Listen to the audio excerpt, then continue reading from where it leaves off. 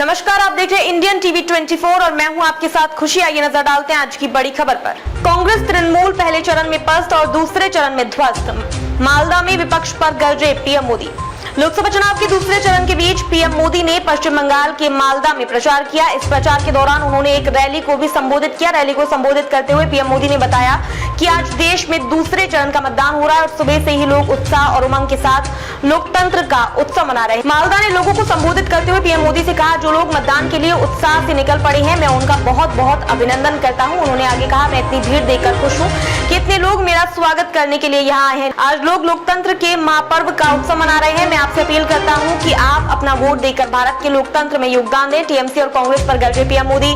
PM Modi ने राज्य की सत्तारूढ़ पार्टी तृणमूल कांग्रेस, टीएमसी और कांग्रेस पर निशाना साधा है। उन्होंने कहा, मुझे विश्वास है कि पहले चरण में टीएमसी कांग्रेस जैसे दल को पस्त हो रहे थे, अब दूसरे चरण में ध्वस्त हो जाएंगे। एक समय था जब बंगाल पूरे देश के विकास का नेतृत्व करता था, लेकिन पहले लेफ्ट और फिर टीएमसी ने अपने शासन में बंगाल की इस महानता को चोट पहुंचाई। टीएमसी के राज्य में बंगाल में एक ही चीज चलती है, हजारों करोड़ों के स्कैम, शारदा चिटफंड, पशु तस्करी घोटाला, राशन घोटाले, कोयला घोटाले आदि घोटाले टीएमसी करती है और भुगतान बंगाल की जनता को करना पड़ता है। यहाँ कोई काम नहीं है जो बिना कमीशन के होता है। टीएमसी पर लगाए झूठ बोलने के आरोप। प्रधानमंत्री ने बताया कि टीएमसी और कांग्रेस आपस में लड़ने का दिखावा करके, लेकिन दोनों का व्यवहार बिल्कुल एक जैसा ही है। उन्होंने आगे कहा कि दोनों पार्टियों को एक ही चीज जोड़कर रखती है और वह है तुष्टीकरण।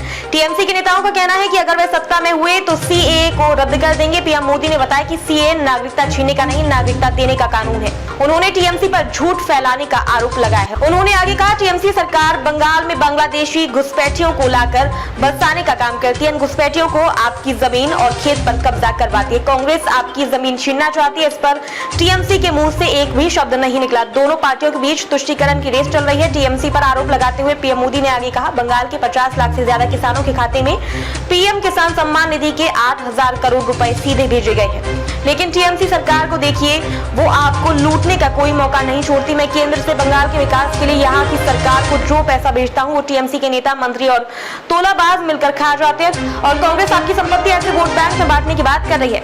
युवाओं के भविष्य से खेल रही है टीएमसी सरकार। मालदा में पीएम मोदी ने शिक्षक भर्ती घोटाला का जिक्र करते हुए कहा कि टीएमसी सरकार लगातार युवाओं के भविष्य से खेल रही है। उन्होंने आगे कहा, शिक्षक भर्ती घोटाले ने 26,000 परिवारों की रोजी रोटी छीन ली। दूसरी तरफ भाजपा युवा सशक्तिकरण सुनिश्चित करने के लिए प्रतिबद्ध है। टीएमसी ने महिलाओं के साथ किया विश्वासघात। पीएम मोदी का कहना है कि टीएमसी ने मां माटी मानुष की बात कहकर सत्ता में आई, लेकिन सत्ता में आते ही पार्टी में सबसे ज्यादा विश्वासघात महिलाओं के साथ किया। उन्होंने आगे कहा कि जब भाजपा सरकार ने मुस्लिम बहनों को अत्याचार से बचाने के लिए 3 तलाक खत्म किया तो टीएमसी ने इसका विरोध किया। संदेश खाली में महिलाओं पर इतने अत्याचार हुए और टीएमसी सरकार आखिर तक मुख्य आरोपी को बचाती रही। अब तक के लिए बस इतना ही। फिर होगी आपसे मुलाकात ऐसी एक और बड़ी खबर के साथ। तब तक के लिए नमस्कार और देखते रहिए इंडियन टीवी 24 न्यूज।